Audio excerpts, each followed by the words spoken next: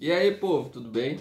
Hoje eu convido você a ir comigo para um lugar com a temperatura um pouco diferente da nossa aqui em Goiás. Te convido a ir para o gelo, para a Dinamarca, para a Groenlândia, através desse surpreendente, complexo, muito bem escrito e instigante Senhorita Smilla e o Sentido da Neve.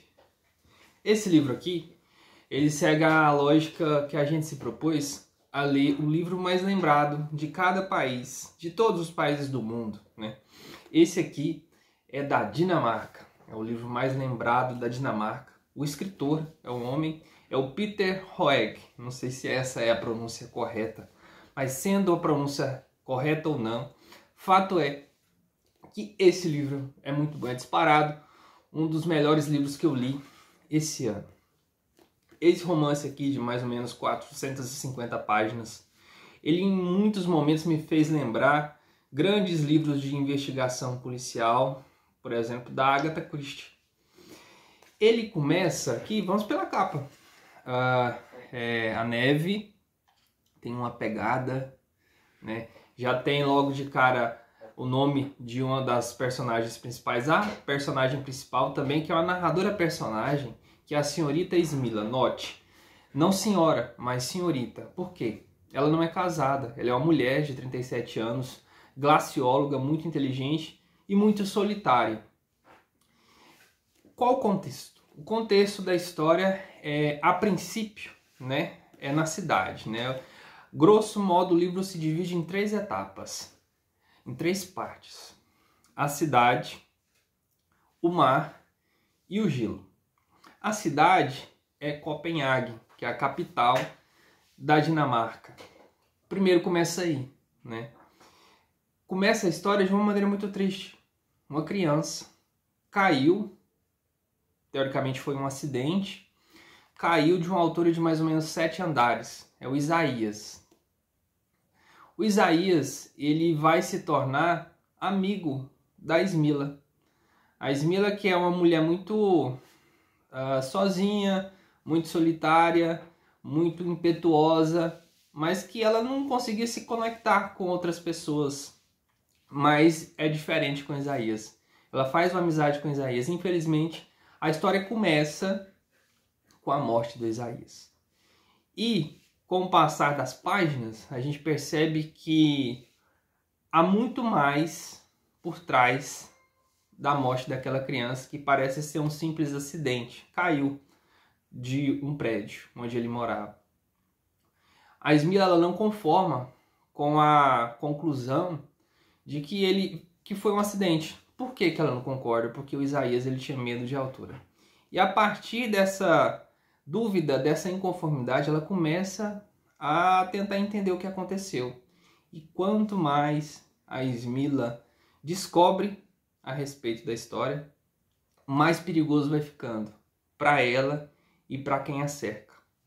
A primeira etapa, primeira parte do livro acontece na cidade, né? E logo de cara a gente vai ter alguém ou uma coisa que é uma personagem marcante na história, que é a própria neve, né? Logo, o primeiro parágrafo do livro já faz menção a esse elemento tão presente naquele país nórdico. Faz um frio extraordinário, menos 18 graus centígrados, neva. E na língua que já não é a minha, a neve, canik, grandes cristais quase sem peso que caem agrupados e formam a terra, com uma capa de gelo branco, pulverizado. Aqui, logo na capa já dá uma pista. O Isaías caiu e morreu. Mas tem uma pegada. Essa também é algo que deixa a Smilla com a pulga atrás da orelha. E com o tempo a gente vai sendo apresentado ao passado da Smilla, ao mesmo tempo em que ela vai descobrindo novas pistas sobre o que aconteceu, né? O porquê aconteceu aquela situação, aquela morte daquela criança. É interessante perceber o quão bem é construída a narrativa, que ela, entrelaçando elementos do passado da Smilla, a gente consegue relacionar com elementos presentes aqui, no presente, que é em 1993, em Copenhague. Há um ponto em comum entre a Smila e o Isaías. A Smila, ela é groenlandesa e o Isaías também, só que estão morando, emigraram para Dinamarca, para Copenhague. A gente passa a entender também um pouco da biografia da Smila, porque ela é uma groenlandesa cujo pai é dinamarquês. E um pai, diga-se de passagem, um médico, o Moritis, muito famoso, mas a relação entre pai e filha era muito estreita, muito frágil. Né? Então a gente conhece também um pouco da biografia da Smila através dos flashbacks que ela tem com a infância, com a primeira infância dela na Groenlândia, com o fato de que o pai dela se casou com a mãe, mas logo não conseguiu ficar na Groenlândia, fugiu, divorciou-se 2 anos depois. E ela tem uma relação muito abalada com o pai.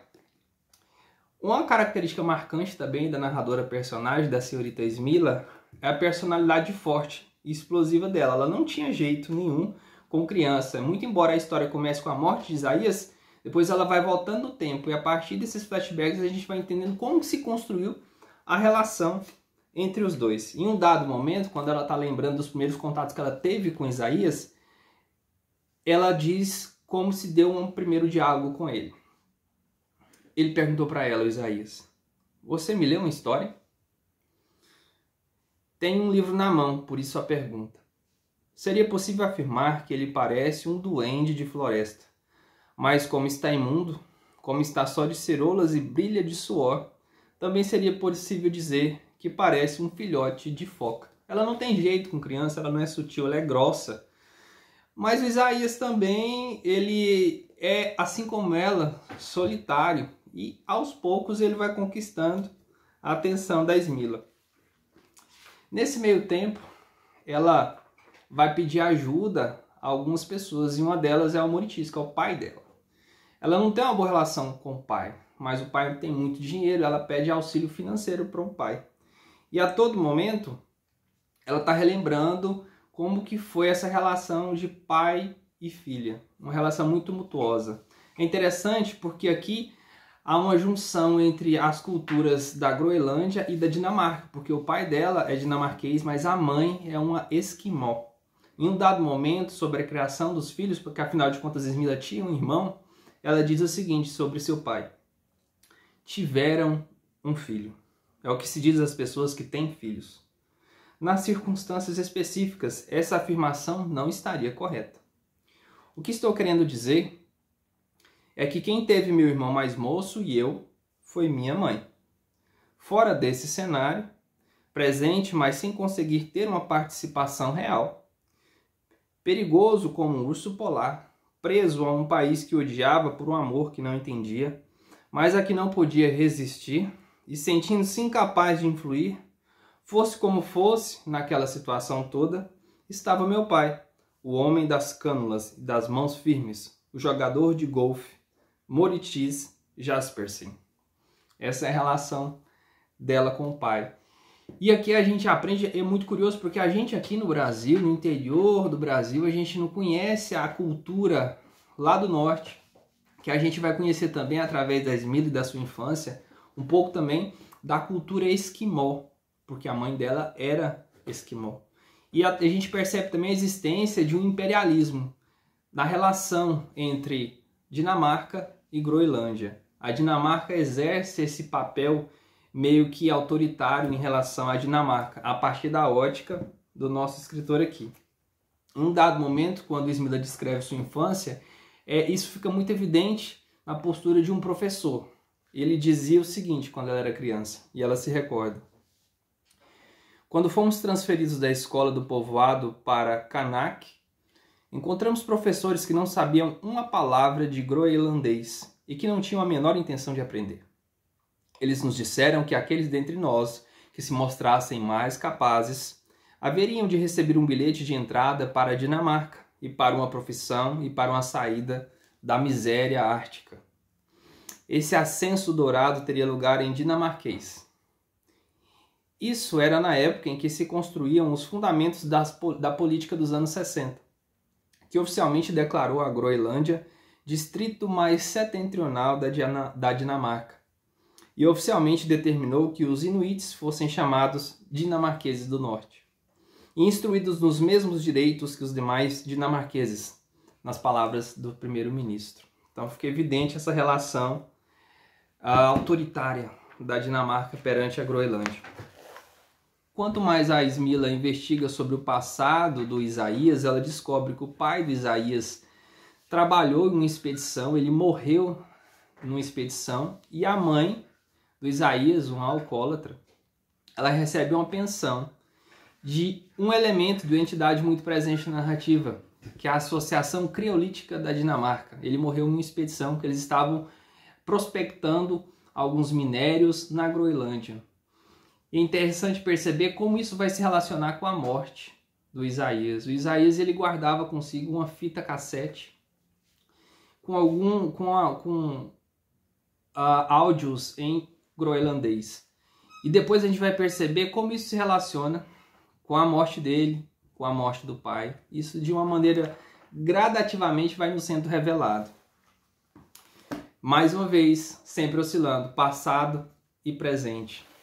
Há um personagem também marcante, que é o Peter. O Peter é um mecânico disléxico, só que se revela muito misterioso, principalmente a partir da segunda porção do livro, que é o mar, porque começa na Dinamarca, a Smilla consegue entrar a bordo de um navio que está partindo em uma nova expedição, que está relacionada com o passado de Isaías, com o passado de seu pai, em direção à Groenlândia. A partir daí, a gente começa a saber um pouco mais sobre o mecânico. A gente descobre que ele é um pouco mais que um mecânico. Eles estão partindo, então a segunda porção do livro é no mar, no navio chamado Cronos. E a terceira e última parte do livro é no gelo, ou seja, na Dinamarca. Aqui a gente vai ter o desfecho da história. E cada vez mais vão entrando personagens misteriosos, personagens violentos, personagens perigosos. E sempre a Smilla tá ali. Ela não tem nada a perder. E ela quer entender o porquê da morte do Isaías. Ela meio que promete isso para aquela criança. Ela se sente na obrigação de ir até o final. E ela vai. Esse, de longe, é um dos melhores livros que eu li esse ano. Muito rico e nos traz muitos elementos da cultura esquimó. Quem diria, né? A gente aqui ter acesso a isso. Então essa é uma das belezas que eu vejo na literatura. E eu gostaria de compartilhar com vocês, né, essa indicação. Eu acho que me acrescentou muito, me entreteu bastante, me instruiu, foi muito interessante. Leiam Senhorita Smilla e o Sentido da Neve, do dinamarquês Peter Hoek.